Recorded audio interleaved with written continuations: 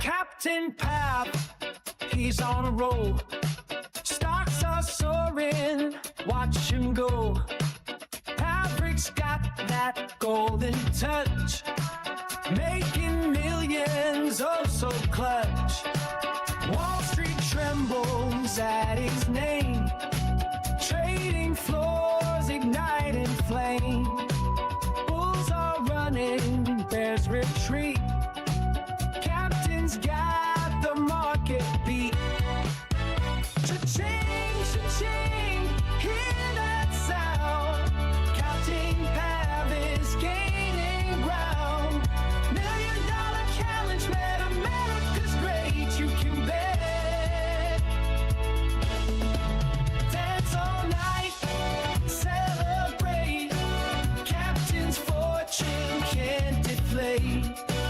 Disco lights and funky grooves.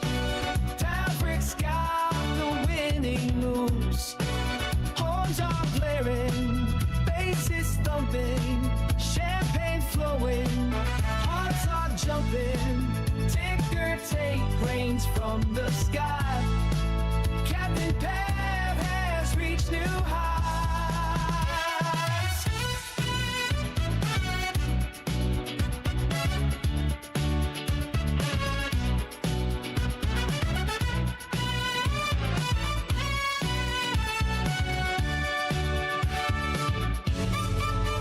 From zero to a millionaire, Patrick's rise beyond compare. Riding waves of green and gold, his story will for years be told. Suits and ties all gather round to see the captain newly crowned. King of trades, the market star. Maverick's taking it this far. Cha-ching, cha-ching, hear that sound. Captain Pav is gaining ground. $1 million challenge, man, America's great, we can bet. Dance all night, celebrate. Captain's fortune can't deflate. Disco lights and funky grooves. Patrick's got the winning moves.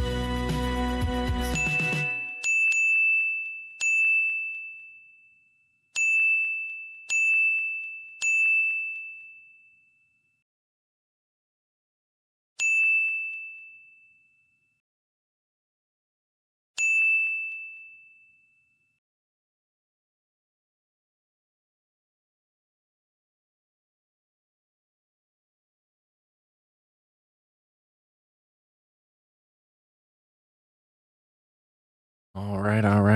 Welcome, everyone. Welcome to another Team Venture Investments. We got Captain Pav and GONxFREAKs here as we unravel the mysteries of the stock market. And just to put it out there, we're not even going to keep you in suspense. As you can see, $1 million challenge complete. Wah, wah, wah. All right. We have a button for that? I should have. I do have an air horn somewhere, but I didn't hook it up. Damn it! Oh, I didn't think about it. Damn it! This would have been the perfect use for it. it's true. Son of a bitch! Oh well. But as you can see, we so I deposited 120,000, so knock that down. We're at $1,018,000 of profit since the beginning of the year. $1 million complete. And if we go ahead and take a look, I'm just gonna go ahead. What was your initial starting point? 364, I think. Okay. 362-ish. Yep. And then it dipped down to the lowest point of 163 in April at pretty much the bottom of the pullback. So nuked about half the account, building the position. Well, I didn't nuke it Dang, because it look at wasn't that locked growth in. after that, though. Yeah, pretty Holy much moly. straight up. And then this right here was me being greedy. If I had been greedy on this one day, this would have been like up. I think we'd have been at 2 million right now. I swear to God, I fucked that up so bad this one day. Greed is my cardinal sin that I need to work on. Yep. I think we've identified it. Damn it! We all have one or two. But overall, I've been pretty fucking good, to be honest. This was the one day I got like really greedy and like didn't listen to my process and like blew all my rules out the window, and then You paid for it. and even these dips, these aren't like lock-in dips. It's not like I sold something at a loss. It's my position value decreased on that day, but I still had the position, and then by the time I sold it, it had increased. You still profited. You just didn't profit as much as Not as much could've as I if you should hadn't have if I just followed my second-guessed own yourself. rules. Right. Damn it! This one, I don't blame myself, really. I thought that was going to be a continuation. But that wasn't a big deal. But this one was straight up me being greedy.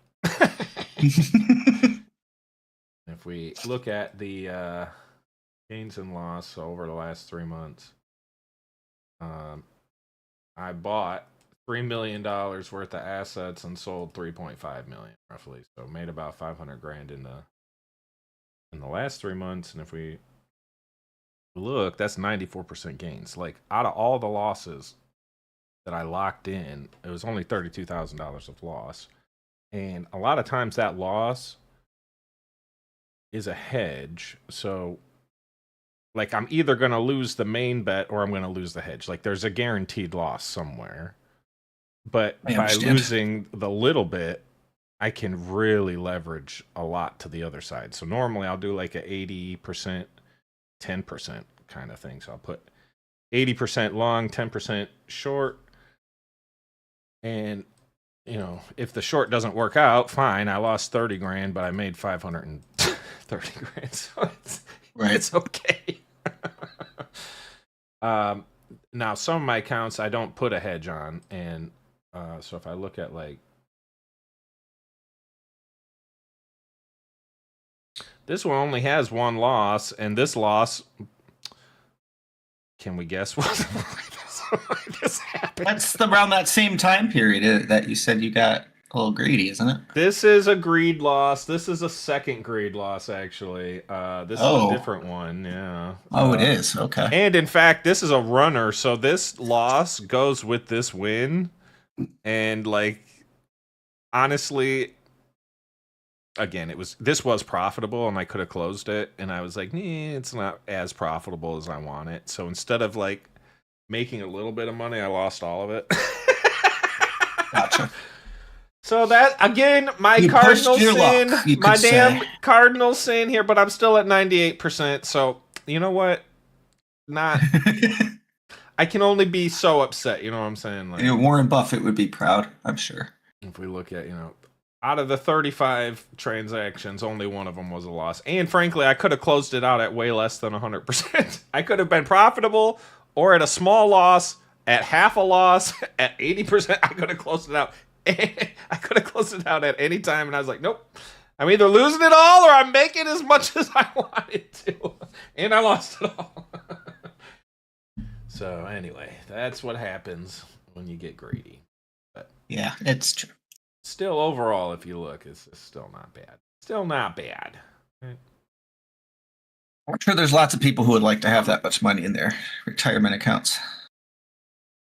And if we look at this one, across all the accounts, I had 431 trades, and 418 of them were good trades.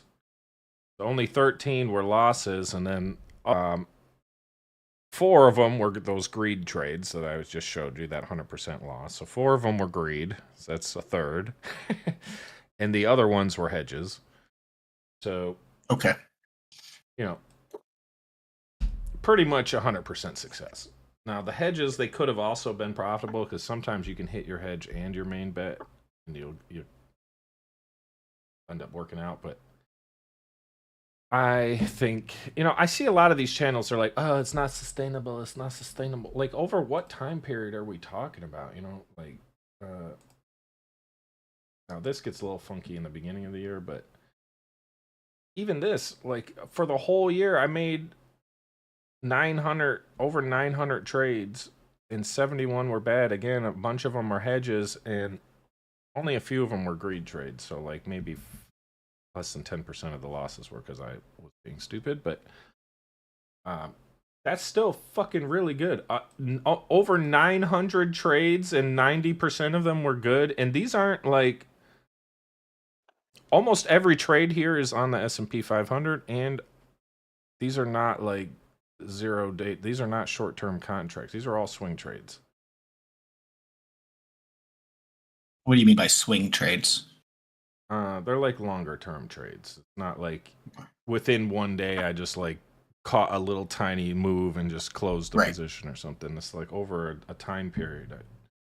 My understanding is most people who lose their money by investing in this manner is a combination of greed and doing it too short term, because so much can change in one day. Almost all the losses are short term. But over a month, the trend tends to dominate, as you've pointed out. So exactly. I think short-term trading to me sounds incredibly dangerous, unless you are inside trading. It really is the only time it isn't, because you know something that nobody else doesn't. So I will occasionally try to hit and that's illegal, by the way. So.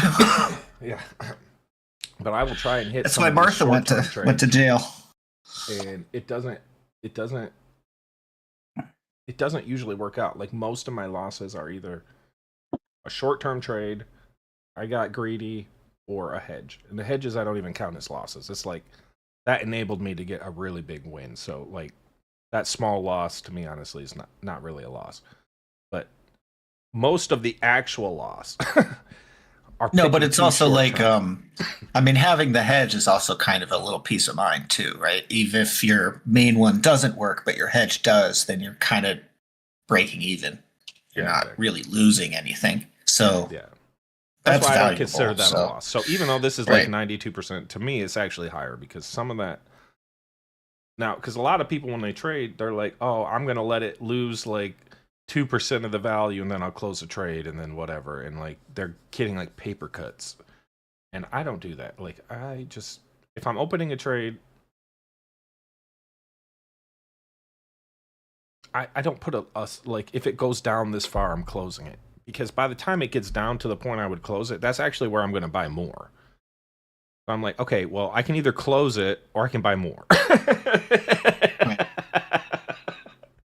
And if you buy more and it goes up, is a better option. then it takes care of that initial loss, right? Mm-hmm. So yeah, it makes sense as long as you know it's going back up.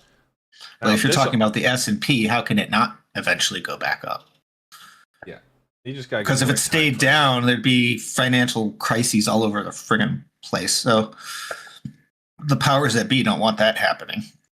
Yeah, so there's a lot of incentive for that tonight. They want movement, but they don't want stagnation. Even the thing with Trump pulling the market down for like a month, it's like that was still like, it was violent, but it was like relatively short-lived. Like the impact on people pulling money out of their portfolio, yeah, maybe your portfolio took a hit, and like the 1 or 2 draws you had to do were relatively more substantial than they would have been otherwise, but it immediately went back. So you're like, okay, maybe your 2 months were actually like a 4 months of draw instead or whatever, but the world can handle that. What it can't handle is it goes, your portfolio's in half all of a sudden, and it's like that for a year, and now you just like depleted like 3 years of savings, and there's no recovery from it because you're not working. And it's like, yeah, that's not going to work out. So, I mean, that's the bet that I made. I was like, there's no way that this is going to happen, and like everyone in the America is going to be fucked. This, like, I'm like, the chance of that is low enough that I'm willing to bet on. Plus, if it happens, we're all pretty much effed anyway. Yeah, exactly. If it happens, we got bigger problems. Then it's about finding clean water and holding on to that. But this is like, I don't know at what point does this become like quote unquote sustainable to people, because people always say, oh, you can't keep this. Da, da, da, da, da, da, da, da. Like, okay, I made 900 trades over the course of 9 months.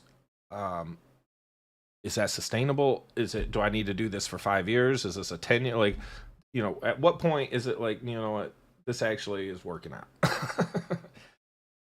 So I don't know. As long as your Anyway, gains are more than your losses, then you're profiting. And I don't yeah, but understand how that's not sustainable, people but a lot of okay. times will say like, oh, you can't really do better than like 55 or 60%.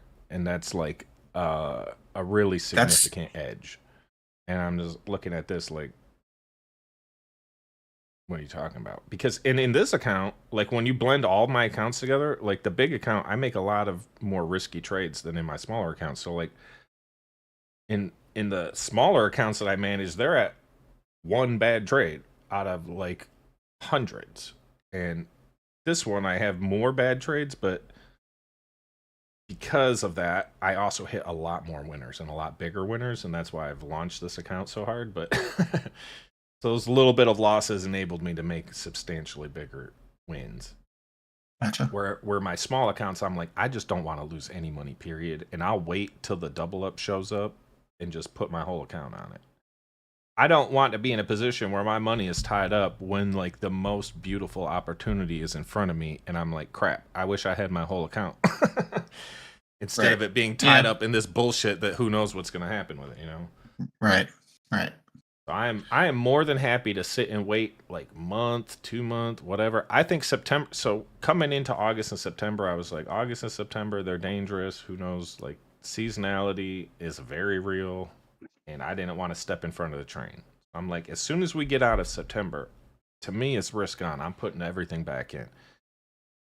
Going into October, November, December, January, like I think we'll be back up to like 660 or 680 going into the end of the year. So with that as the thesis, now I can place all my bets on how my options need to play out. But so that's kind of the account overview. If you break it down to performance, and I actually found there's a way to do this in here. Let's do it. I go portfolio performance.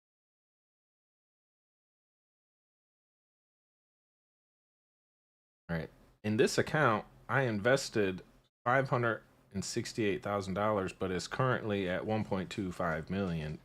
So in investment gains, I have more than 100% return over the entire lifetime of my contributions this year. So this year, I doubled everything I had put into the account previously. That's just crazy. And when we look at the numbers, it's like, if I had just put it into the S&P 500 and let it ride, it would be at $700,000, which is about an 18% return. 18% return over 2 years is not bad. I mean, that's about average. That's maybe a little above average. It's a little This bit. year's It's not above average. done yet, so of course it would still be going up. So not bad, but instead it's 1.25 million, which is 211. So this is 111% performance versus 18 or 19. That's a difference. So yeah, outperforming the SPY 90% or relatively, I have 176% more in my account than I would have otherwise.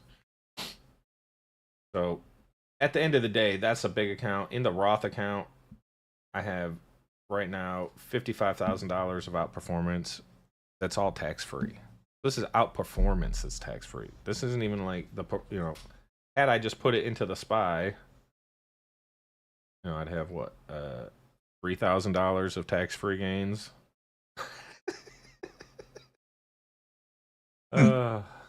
So in total, right now, I've outperformed the SPY by $638,000. So my next goal is to actually get my real gains to $1 million. Right now, my real gains are $775,000 compared to the SPY, which is only $137,000.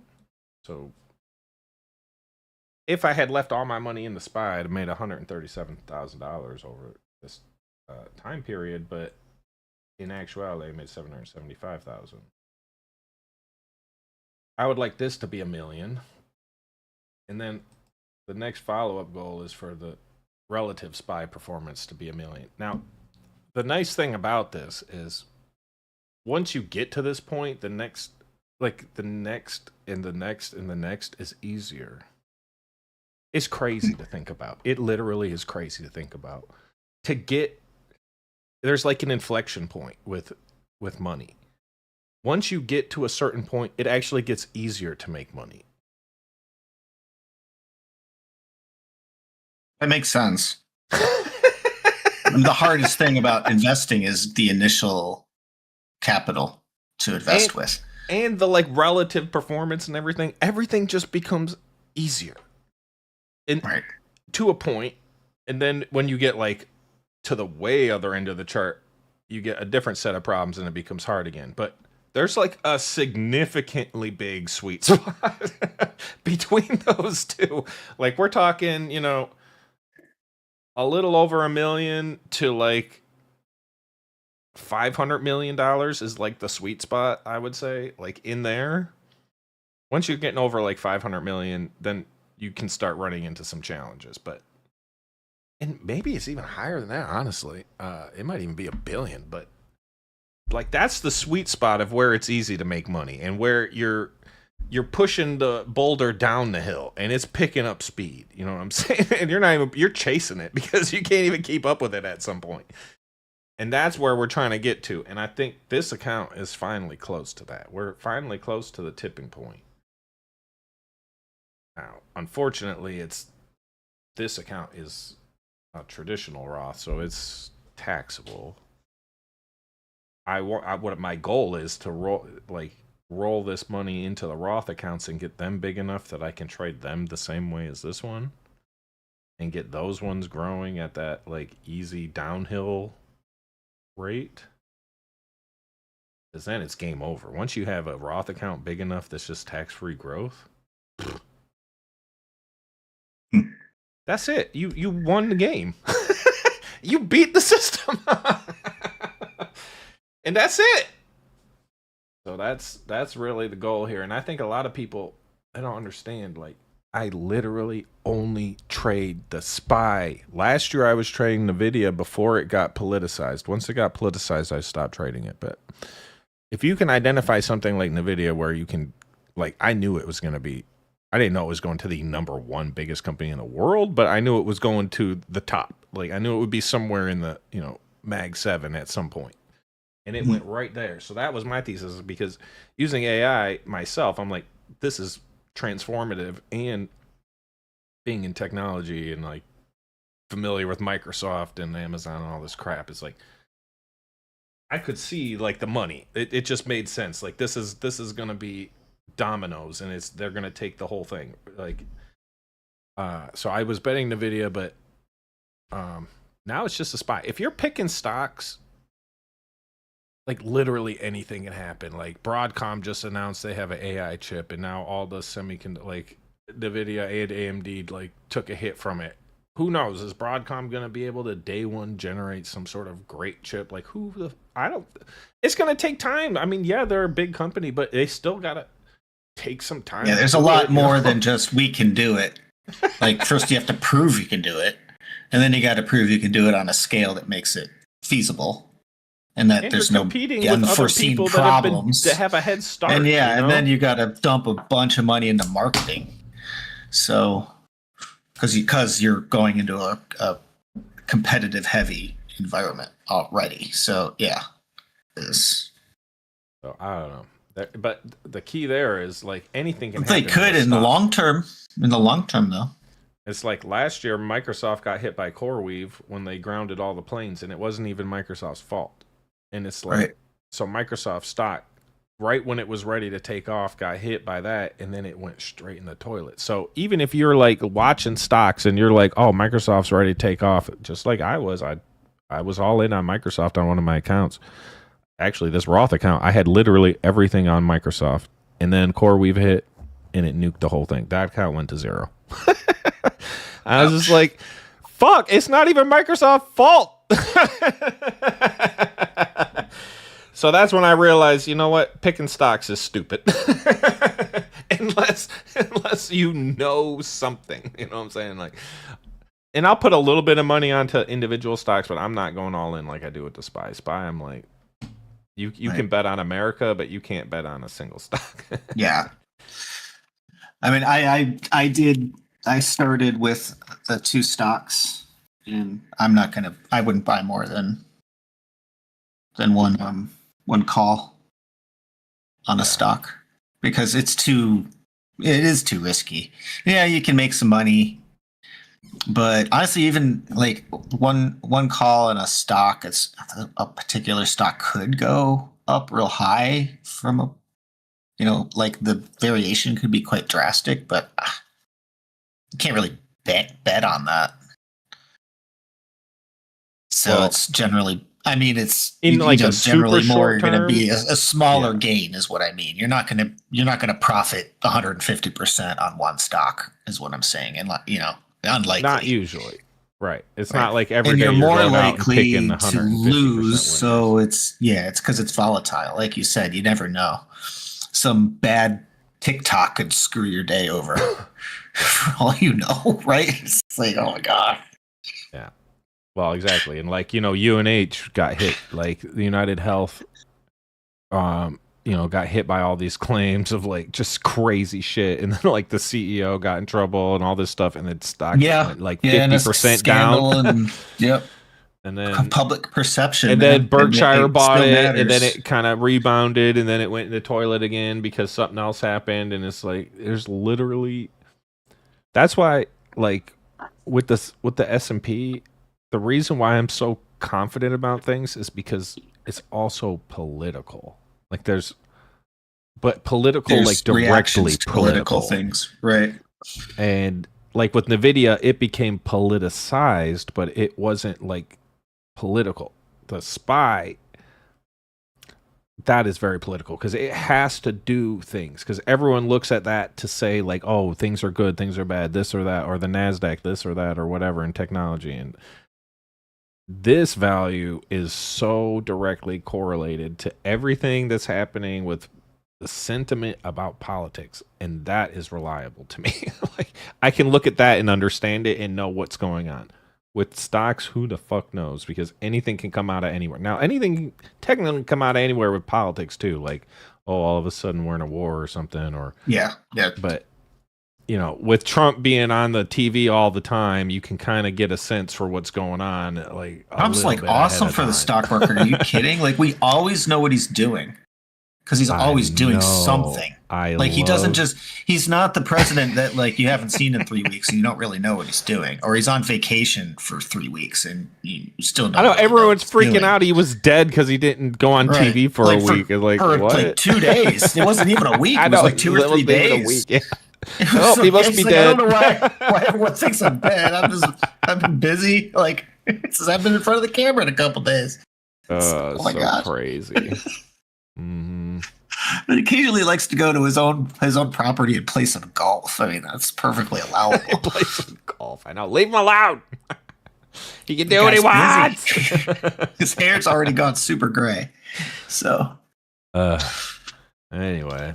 All right, so that is kind of the rundown of the account. Let's take a quick look. This is the guy I was trying to find the other day. I love this guy's voice, and he's very much like one of these tea leaf readers, but now that I've watched some of his stuff a little more carefully, I can see some of this, and I'll show one of the moves that I caught because of how I applied something that he shows. But you can see like all these lines and this and that and like what the hell's going on and like how do you it's a lot of lines.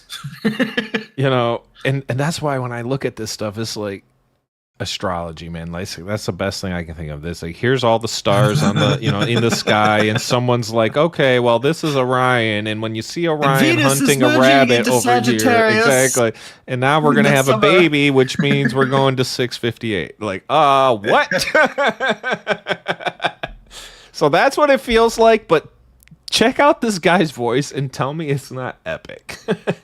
Come, let us prepare, make some good profits today. Market left us big clues right here. It's very important you pay close attention to that. Just take a look. We retested upper Bollinger and you get that big red candle. And we have, well, in a way, almost retested the 20-day moving average. Very important setup here. You have to pay close attention because you see the Bollingers contracting right here. Big move is coming in preparation for obviously FOMC in September. So let's pay close attention. You have to know what to be looking out for.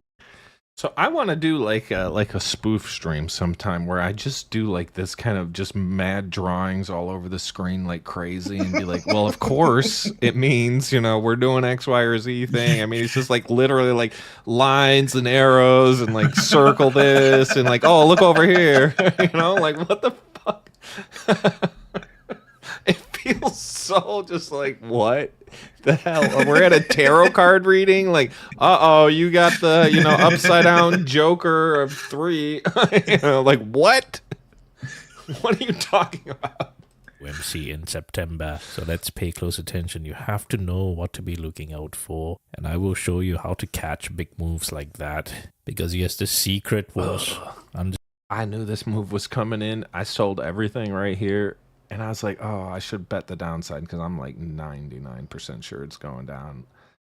But the problem is when you bet the downside, it does not have to come down. Like, it could just keep going.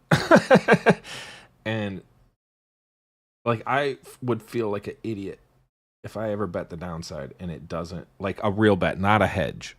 Like if I hedged the downside and said, okay, well, I'm going to open a whole bunch of longs right here and then open also some short-term downside as like a hedge. That's one thing. But if I close all my contracts and then put only downside bets on and then it goes up, that is like the definition of the worst day of my life. Because never bet up against America. That is my motto. Understanding the magenta algorithm right here, just take a look. Once we got the magenta in place, all you have to do was to wait for the breakout in that green and just take a look. That all right, tic-tac-toe. You want X or O? I swear, I don't know. It's so crazy, but I can see some of what he's talking about. Like, I get it, and I'll show a little bit of how it applies, but it's just so funny when I watch him just like drawing all these lines. retrace of that magenta again. See the retrace. Penny perfect magenta. Like it's like the lines. swear he's What are you gonna talking wind up- about? Where are we? He's gonna be like droning on and just like wind up drawing a penis on that screen. A big happy spurty penis. Full smiley face. Oh my god. Retracement right there. Now we saw that at 952 right there.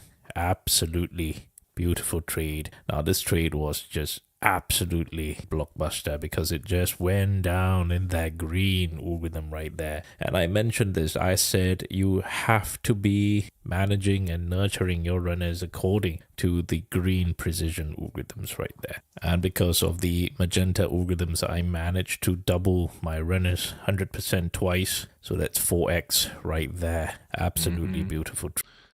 So this guy, these, I'm not sure. This is like, I'm not sure because this is 6470 puts. So this is like puts on the SPX, which I don't know. Like I'll look at that in Thinkorswim, but I didn't know you could do this. But anyways, these are like zero dated options effectively. I'm pretty sure that's what he's doing here. So he's like today's contracts. He bought for $3.10 and sold for $6.30, so 100%. Bought $4.90 and sold for 100%, and then took some off along the way. But you can do that with. You can do that literally every day with zero dated options. If you like this move, like I'm so mad I didn't do it because I was so confident this was coming, but I was going to feel like a fucking retard. And I didn't want to drop below $1 million, honestly. So there's like, sometimes I let dumb shit get in the way. Like, oh, I don't want to be less than $1 million, even though it's like, retard, here's like a $80,000 fucking move if you just You'd be way over $1 million if you just did it. Anyway, but that's also the danger is, you have to buy a lot of these because these are $310 a piece. If you want to put in $1 million into this position, that's 3,000 contracts. Plus, it's like 30, Sabrina!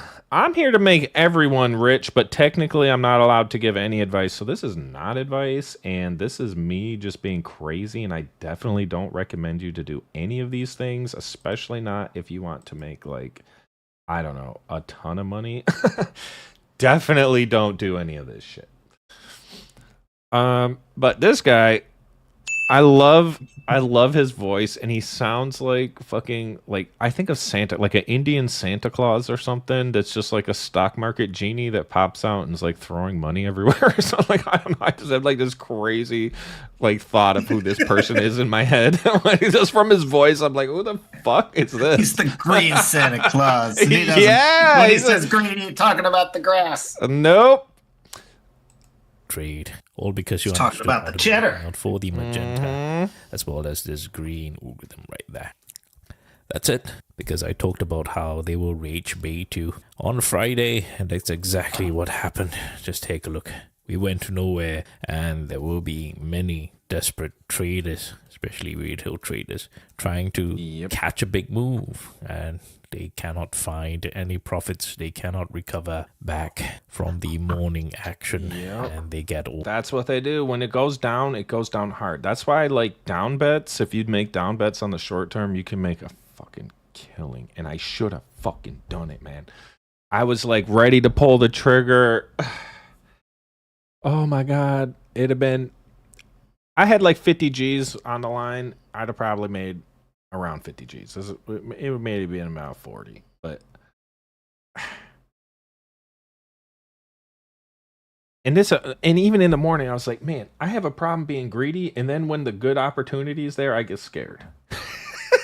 I get greedy on the bullshit, and then I get scared on the good one. I gotta like recalibrate my brain. I don't know. All trapped here. So you just have to be very careful, right, throughout the day. I would provide some pointers. You just have to be more aware of what to be looking out for. That's exactly what we do. And they do this fast because they want everyone up here that bought in to not have a chance to get out. Because a lot of people want to get out even. So if it gets down to like here, or people will keep buying in, and like if they're over positioning too fast, they'll keep buying this dip thinking it'll be like a snapback. And then by the time it gets down here, they're screwed. And they can't really continue to position, and they can't really sell without locking in a whole bunch of losses. And if they're playing with too short term of a contract, then they're really screwed, because then they're going to just hold it and wait for all these contracts to expire, and then come back and be like, fuck all you guys. That's why when you buy the longer term contracts, you get to like wait out the bullshit, the intermediate bullshit of what they like, all the people they're killing along the way to scoop up all the money. And it's like, okay, y'all should have bought more time. Yeah, it's about learning this skill, this life. You can $1,000 is worth every ounce going to be. It will This be is like his little stay ad in the middle of I talked this thing about that around. in the previous video. You have to watch that later if you have not, because I talked about that. Oh no. Very beautiful. I'm out of coffee. I'll be right back. Liquidity, as well as that 20-day moving average that you see is trending in that yellow algorithm here right now. Now you have to pay very close attention, because if this wants to head down, it must grab this liquidity here on the way down here, together with that 20-day moving average. I think this is a huge, huge, huge likelihood right here. We went here, up. We're going to partially recover, make it look like we're going to snap back. We're going to get some new people buying in, and then they're going to go whomp, and just crush everyone. All these people are going to be like, oh, yay, we bought the dip. We're so smart. I swear to God, these people are going to get fried. Everyone buying this is going to get obliterated. Ziggy, don't buy the dip. The dip is rotten. This dip is no good. Don't buy it. No, sir. We are not buying this dip. Nope. It's a faker. It's a faker. Yep. It's going to be one of these. They're going to lure everyone back in and be like, oh, yeah, we're going back to highs, everyone. Trust me. We're going. Believe in me. And then it'll be like, It is fuck like you. a laser show, but just without the lasers. It's like the lines. Yeah, this guy has even more lines than me. Mhm. Maybe. Yeah, I think he does. I think he has more lines than you. Yeah. Weather And his are all over the in place. that orange. Yeah. But And they're going in weird angles. down and breaks the algorithm in that green. You have to. But I think this is the most likely thing that's going to happen, honestly. Now, there's a chance.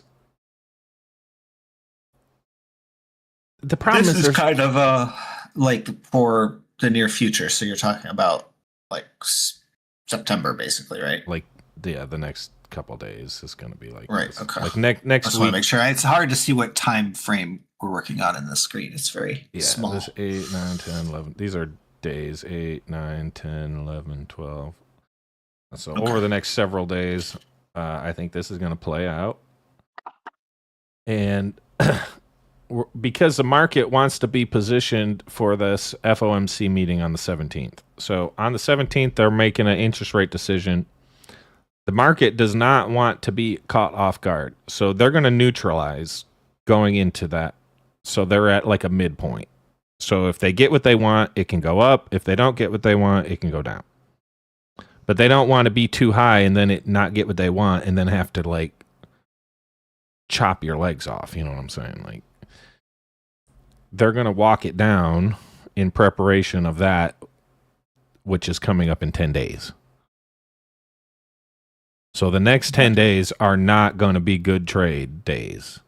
If your time frame is not at least a few months. If your time frame is a few months, this is great. We're starting to build. Because this really has the opportunity to push really far down, and then the recovery is going to be ridiculous. I'm telling you, we're about to have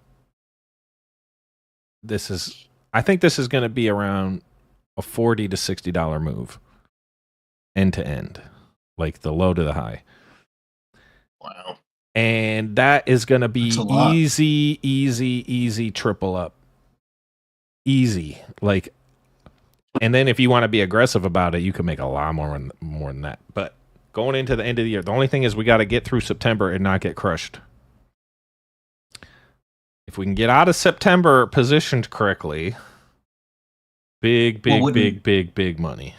Wouldn't September just be safe to wait until it's over? Well, the problem is a lot of times these moves, and we'll look at when we get into the other chart, the moves happen like intraday like this. It'll go boop. So if you're not already lined up to like order on this like this bar, like if you didn't know the amount that this is going to drop to put your order here, Right. then you missed it. Gotcha. So we got to pretty much like ahead of time identify like here's normally what I do is I'll identify about 5 points that it could drop to. And the first 2 are more of like conservative, like, okay, I'm not going to make a lot of money off this if it turns around right away, but I want to participate. And then once we get to like 3, it's like, oh, this is going to be some big money. And then at 5, it's like, oh, I'm double, triple, like back I up the see truck. what you You know? Okay. So you're grabbing the first ones because you say you want to participate. You're basically getting something, even if it doesn't move the way you expect it to for some reason. But then the next one, okay. And your Right. orders will be and placed it keeps accordingly. getting bigger and bigger Okay. and bigger. Right. And if it goes down that low, you're going to put more in because then your gains will be much Right. better. I'm not going to Okay. lie. I'm not Now going it to makes lie a lot about more this. sense. It's really emotionally hard to do it if you're sitting and watching it because you're watching it go down, No, you don't and then have you're to watch throwing it, more do you? money into. No, you don't. I And that's mean- what I recommend: is don't I look mean, at the it after numbers you are put the set. numbers You're in. saying buy it at this number and then sell it at this number. Exactly. Right. And then don't Okay. look Within and then this time don't frame. Look. Which makes, I mean, personally, I mean, as long as I'm not investing a ton, like the loss would be like earth shaking, then I'd just be more inclined Yeah. to just let it Dude, go and some go about my days business and play my games. I Come dude, back in a week honestly, and see what happens. some days I will just go take a nap because I know if I watch it, I'm gonna mess it up. And I know that my plan, was good to begin with, and that I believed in it, and I put all the numbers, and I need to stick with it, and I walk the fuck away. So many times I've ruined my plans because I watch it and I get scared. And it plays out exactly to my plan. And I'm like, fuck me, man.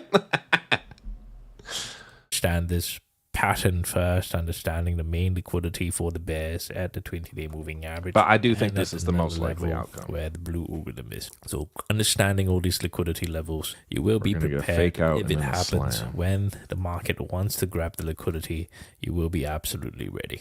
Now, FOMC is a lot later next week. It's not this coming week, it's next week. So we can also wait till then for that to happen. So while we chop in that liquidity wedge, it's absolutely possible before it starts heading down or we start forming nested heads. I would Absolutely not. possible Oh as my well. god! So you Yeah. have to I would learn. not put any significant money in until after the 17th or I love leading squiggle up to the lines. 17th. It's so I crazy know. then. It's like we got a Let's go, double head and yeah. shoulders, and like it like It's like an angry culminates face with right a- here. Like somebody popped him in the mouth or something. It's funny because he pretty much only uses trend channels and uses them like a lot, and then like cup and handle formations, and like he looks at a couple different things. He looks at like a couple things and then ends up with like this. And when we switch to mine, you'll see I use like a lot of things, and it's like a different kind of crazy, I guess. But but it's kind of the same thing happens. Well, you'll see all of your indicators will like converge on a point. It's very likely we're going to that point. You know what I'm saying? Like, if every trend channel is coming to right here, the likelihood, I mean, and we'll look at an example in a second that I have planned out, but some of these are like, oh my god, like, how do you not hit exactly to the cent where these things all come together and then just blast it? And you can usually tell which direction it's going to go once it hits that point.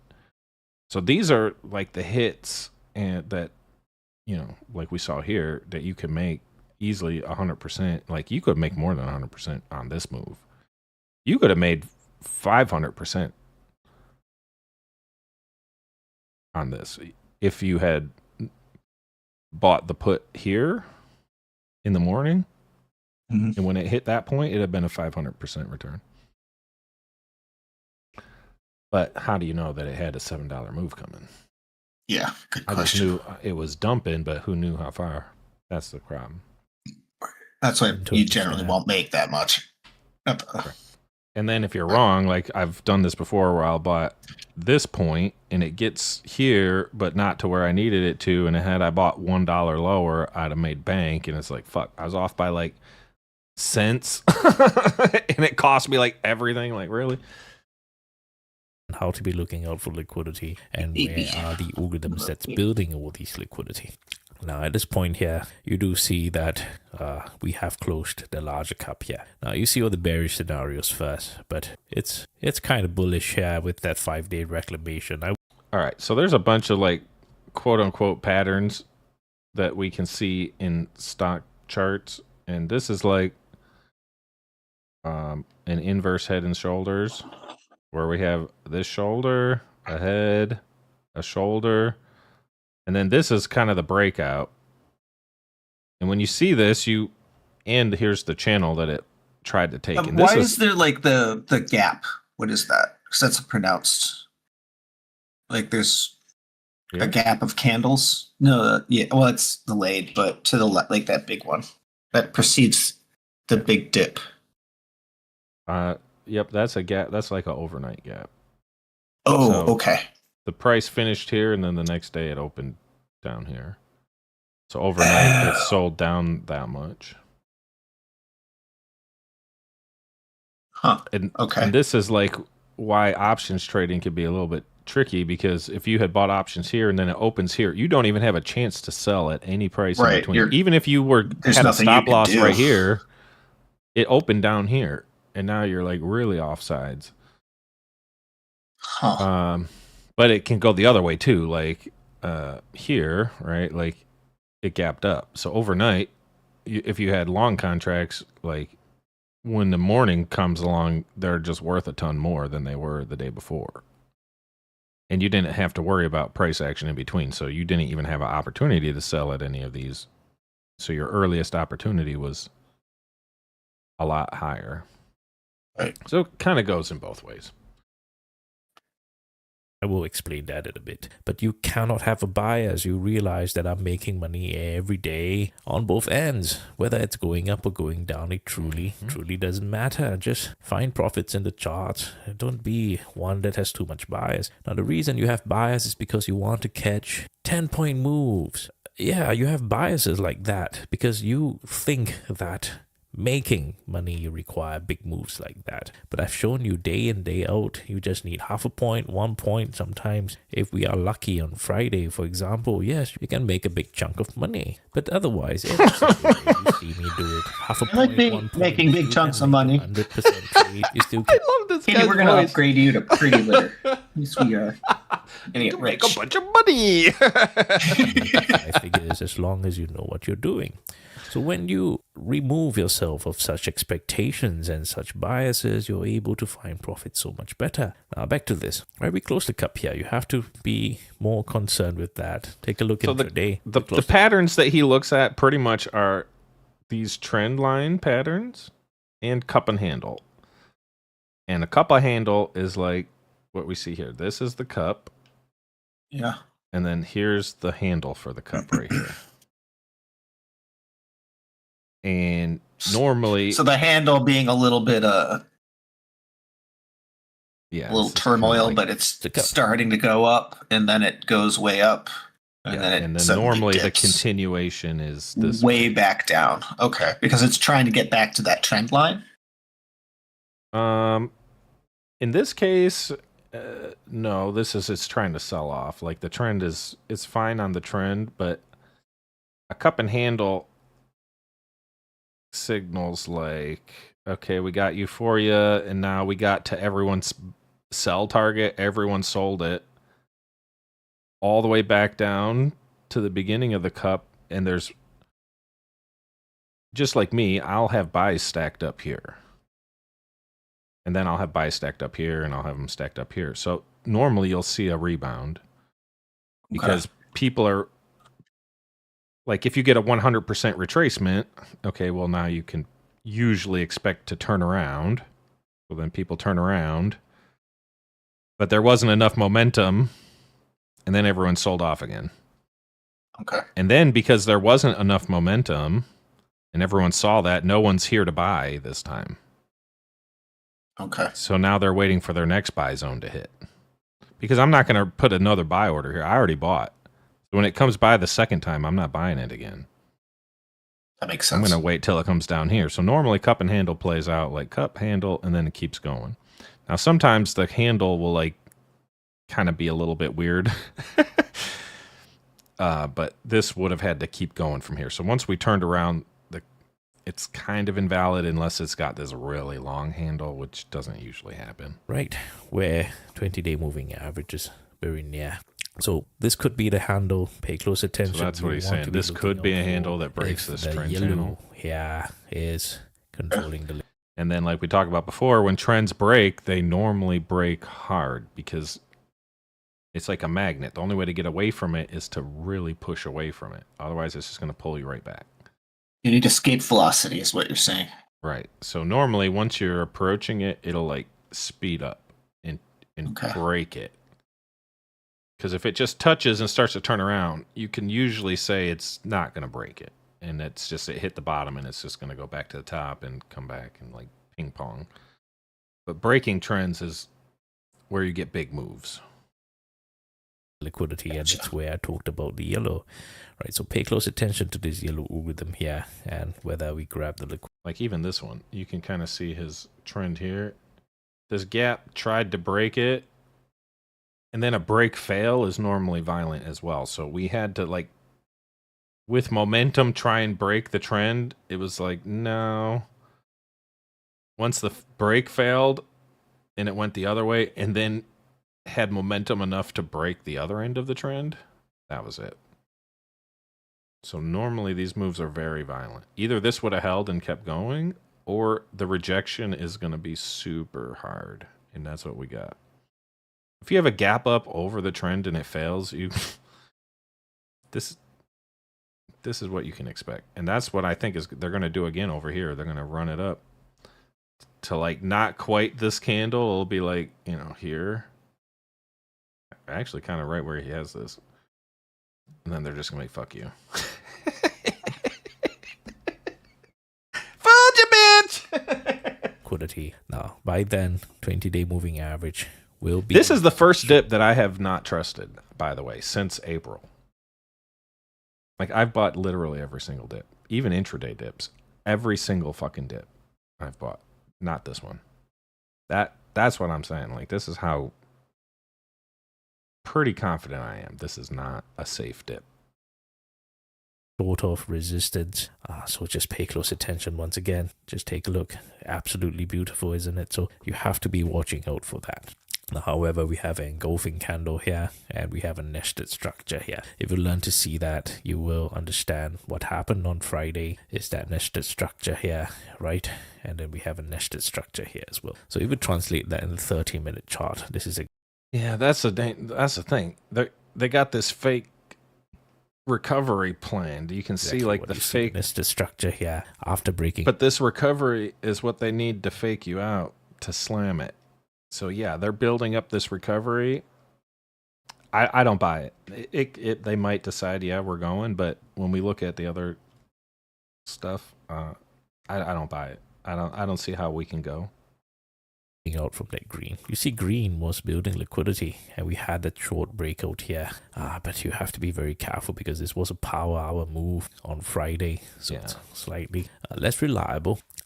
So just pay close attention. You want to be looking out if it continues in that buying continuation structure in that green. There's no way. So pay close attention to that because of the bounce off that green. You see, it's the green algorithm. This is important. Understanding this green algorithm is very important here because previously you knew where the breakout was from, right? If you watched yesterday's video, so please watch that.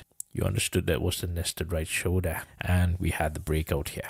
So this is where... Duh. Duh. How do you not see it? Yeah, technically speaking, the bulls can retrace back to and continue the way up if they want to.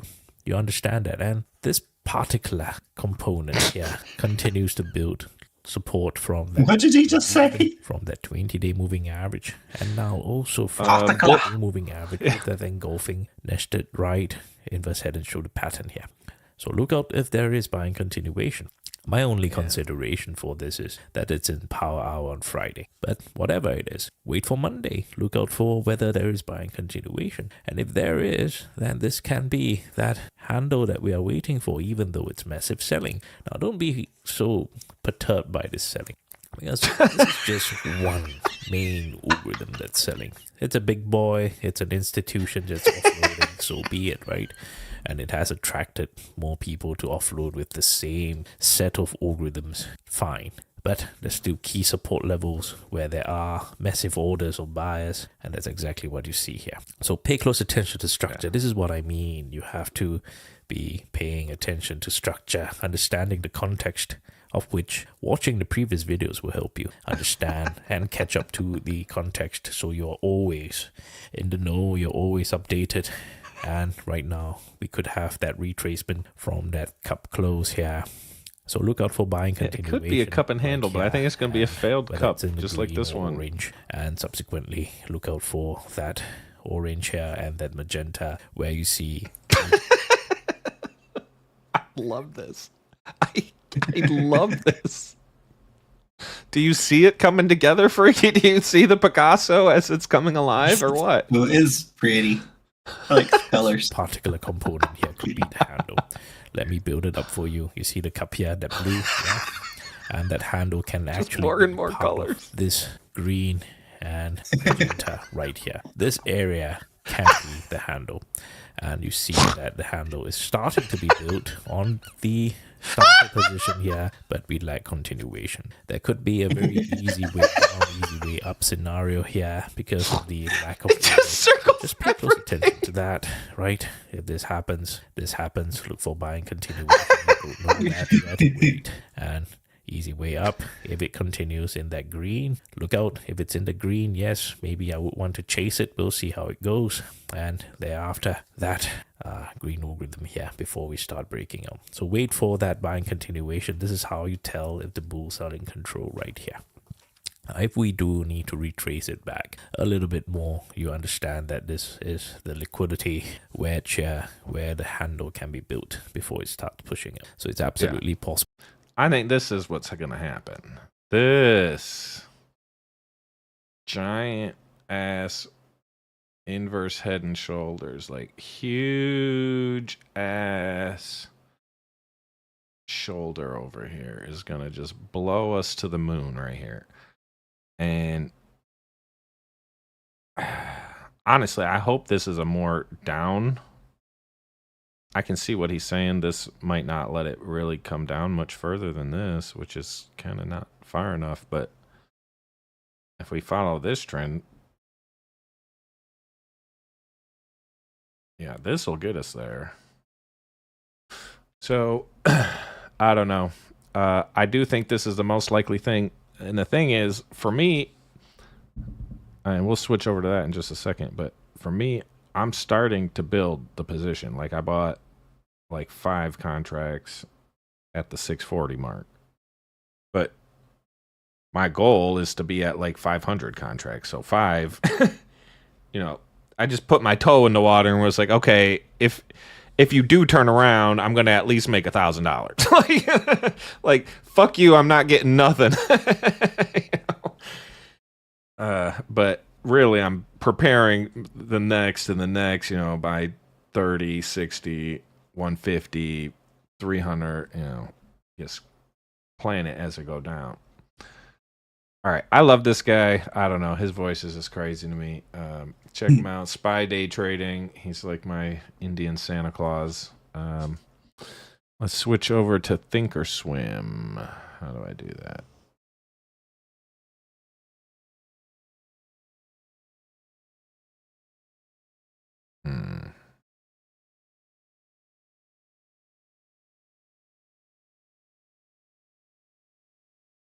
All right, there it is. I had the wrong thing open. All right, so as we can see, this is my accounts, 1.5 between all the of them. lines. But yes, this is all my line sanity. And so this is a daily chart. And what the big things that I'm looking at right now, and forgive the colors, I'm colorblind, and this is easier for me to look at this way. But this was my plan going into September. So I have different drawing sets for July, August, September, and then previous to July, I just had this one for the dip for this year. This played out way faster than I thought it would. I thought we'd be approaching 640 kind of towards the end of the year. We're already way past it in September. So these 3 boxes, along with this Fibonacci line, were kind of my targets going into this push, and kind of same for August. If I look at August, you can see similar boxes, same Fibonacci line. I sold everything like we talked about. As soon as it hit this pink or medium red, I don't know, whatever color this middle box is, I sold all my long-term contracts, and when it got to the top of this lighter pink box, I sold all my short-term contracts. So I sold all my short-term contracts here, and then when it got into here and came back, I sold all my long-term contracts. So I was completely out of the market at this point. I bought back in down here. Well, actually, annoyingly, I had all my buys stacked up here, and they didn't hit. Like, they were like 1 cent too low or something. I don't know. Like, the line went down. We'll look at a smaller time frame. It like hit my buys, but it didn't actually trigger them. And I was like, no. So I was actually in here and here. So my average was still pretty good here, but all my buys stacked up here did not trigger. Otherwise, I'd have been blended down to about here. Anyway, from here, and then I sold everything on this one. But this is August, and then going into September. Slightly adjusted this.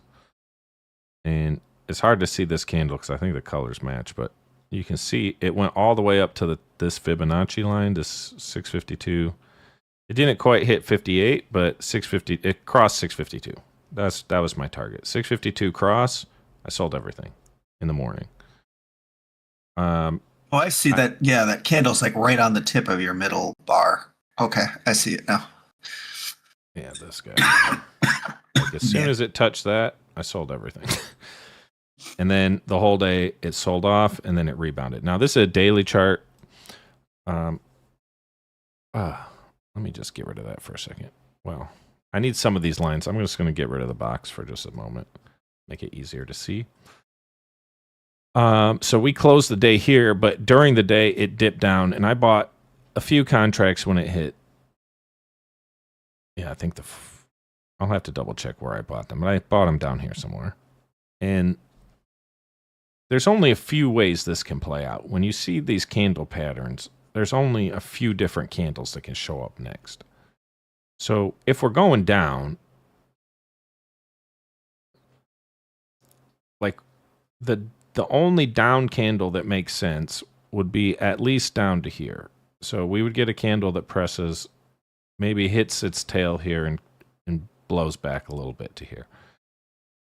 Because each candle fits in with the other ones somehow. So if we pick this one. When we're opening here and we turn around, the green candle that makes sense here is either a doji that's tight and doesn't break this. So we get like a little doji here. Or we get a green whose top is at least as high as this. And then maybe a wick that breaks. Or we get a red. And the red is either going to be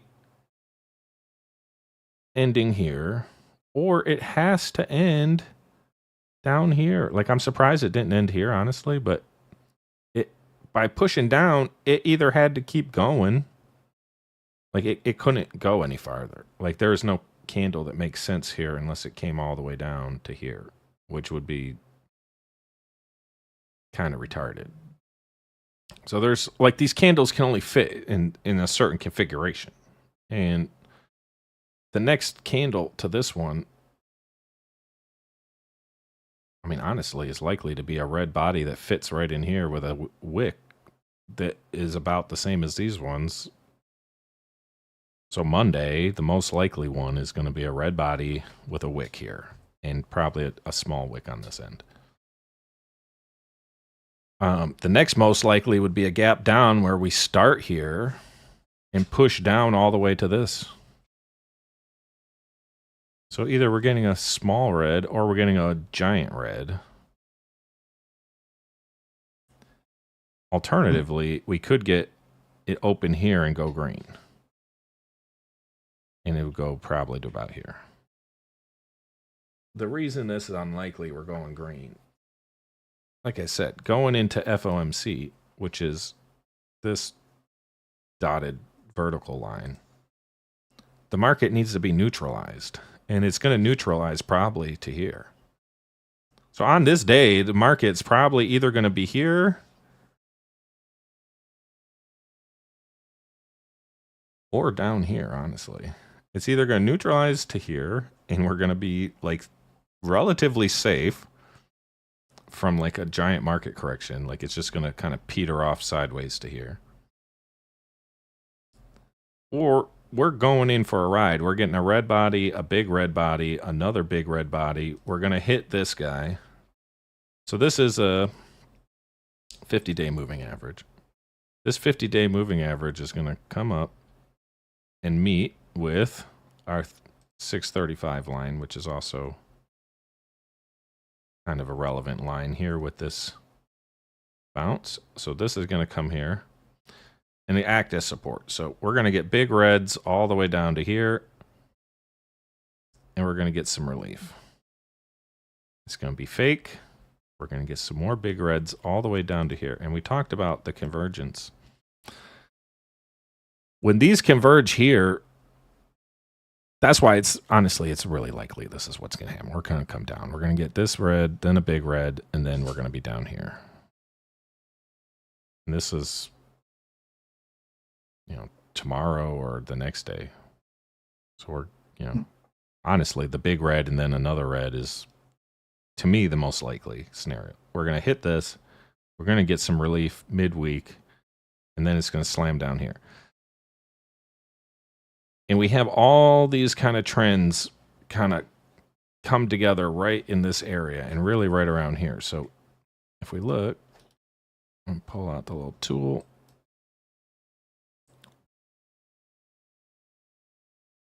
4.5% drawdown from the open, and so 5% would put us, okay, so maybe we're coming here. So 5% drawdown from the top puts us right in this section. And so 3 and 5% and then 10% are all like significant numbers from like a drawdown perspective. So a 3% is kind of too far from there.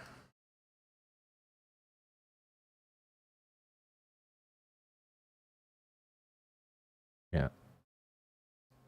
This might even be like a wick down to 3%. And then the body closes back up here. So a wick down to 3%, body closes. And then we're coming down to 5%.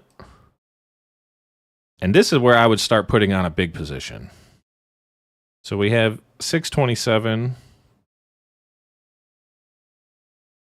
through to 622, 620. So really, you know, 625 and 620, this range, I would start putting on a really decently sized position through,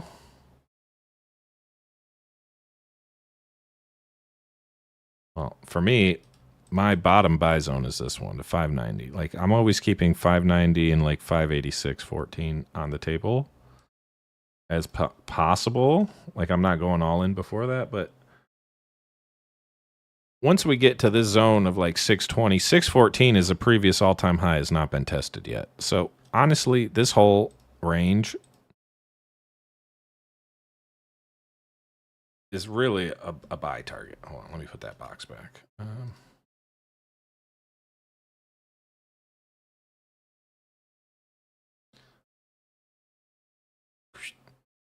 This is where you're going to make a shitload of money. Okay, and then if we take that to the next box,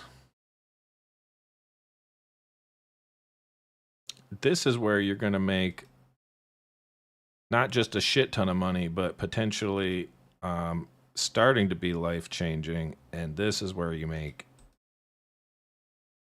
I'm not working any more money. That's the one. That's what I want. I want that one. Now the question is, I don't want to work no more. Not for the man. Because what'll happen is on this day we're going to get the interest rate. So honestly, I think we're going to get maybe neutralized as far as this, which is kind of crazy, to be honest. This is a big pullback. And then if we don't get what we want, like the only way we're getting down here is if we don't get a cut or if we get a rake hike. rate hike. We're not getting here otherwise. So I would not plan on this if this meeting goes fine. If we get the cut and we get the 25 basis points, it might still come down to here. I don't expect it to come down any further. I don't expect it to break this box if we get interest rate decision. That isn't terrible. So the only way to make this money is for that to happen. Otherwise, by the time we get here, like if we do get what we want, or the market's like, you know what, I think we're going to get what we want. We're not even going to retest it. It might only come down this far, and it might even neutralize here. And if it neutralizes here, like there's not really any money to be made in this move, and we'd have to wait. Now, the annoying thing is if we neutralize here and we get like a double rate cut.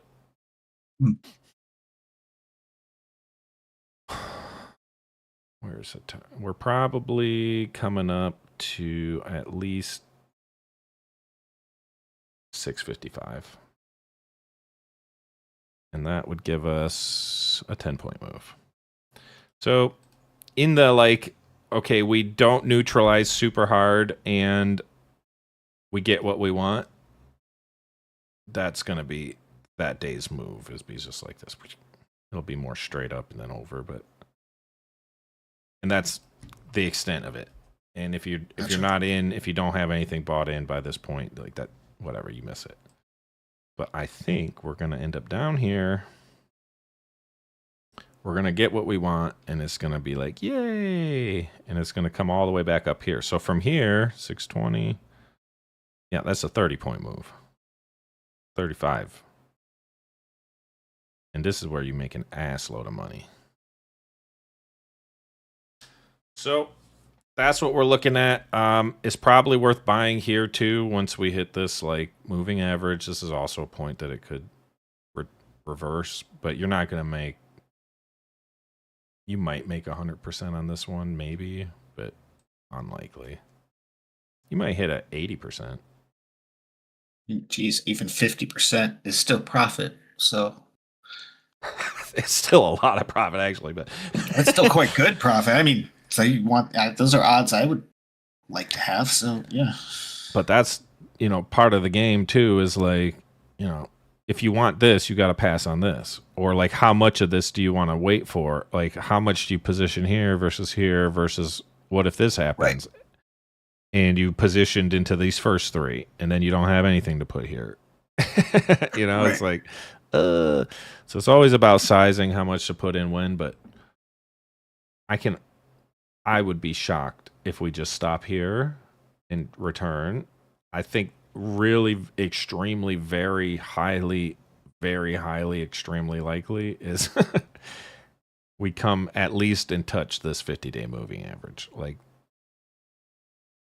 I don't see how that is. And it might end up here and we touch it, or it might, honestly, even better if it undercuts this and like touches like down here and then goes,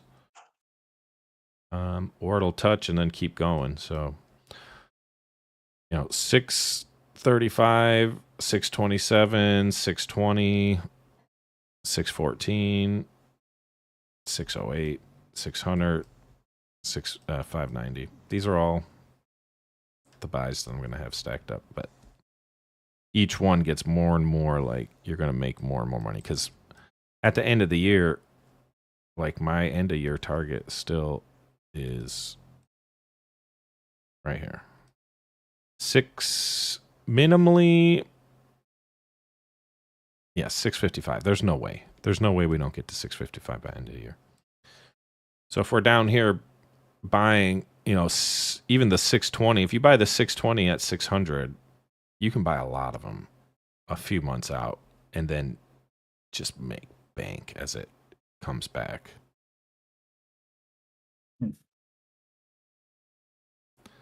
It's really by November, like with this kind of dip by November, and that's assuming we don't get a rate cut. If we get a rate cut, we're not going to be down here like at all. Like we're going to boom and be right back out of it.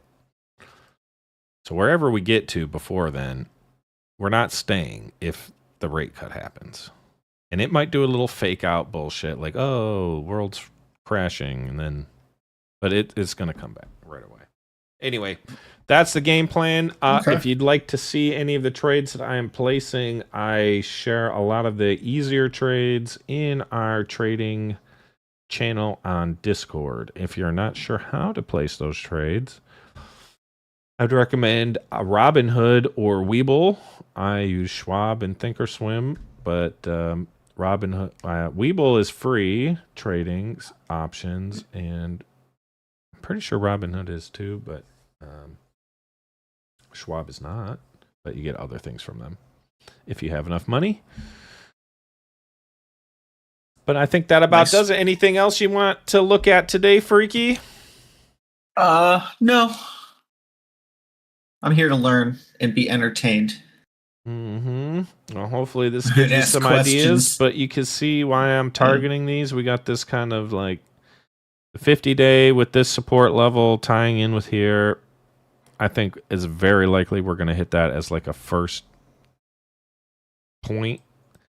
All of this kind of convergence right here, right around that time frame, also gives me a lot of conviction. This is the previous trend line that we were following.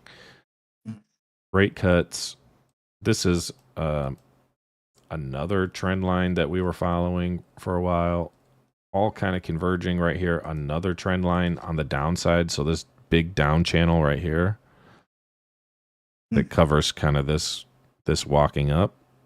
Yeah. And if we could come back down into the channel and to the bottom of it. If we come here all the way to the bottom, now we're looking at 200-day moving average at like 595. I don't think we'll get lower than 595. We have like the purple ray and the top of the channel there as well.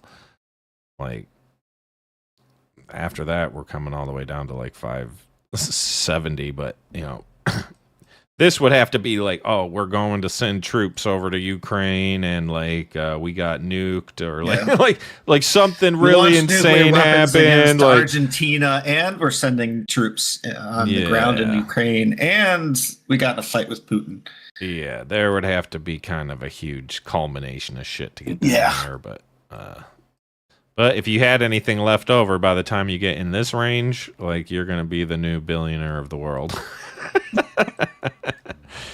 Anyway, all right. Thanks everyone for joining us. I will be communicating some of these trades in our channel. Join us there if you'd like to follow along.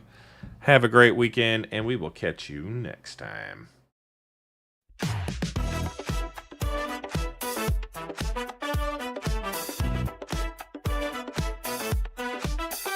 Captain Pav's on fire.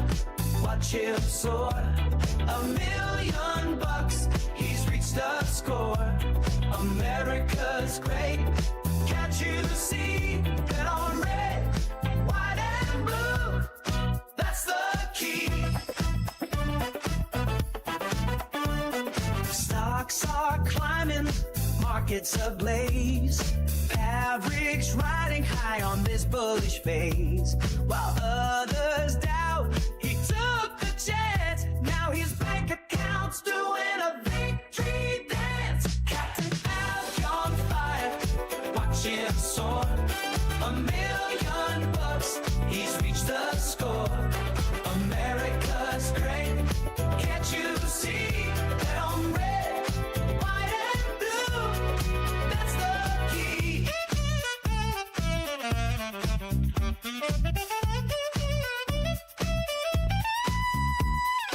Never bet against the stars and stripes. Havoc knew the trends, he got it right. Some may lose, but he's won big.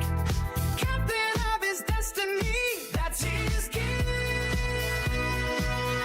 Captain Pav's on fire, watch him soar. $1 million.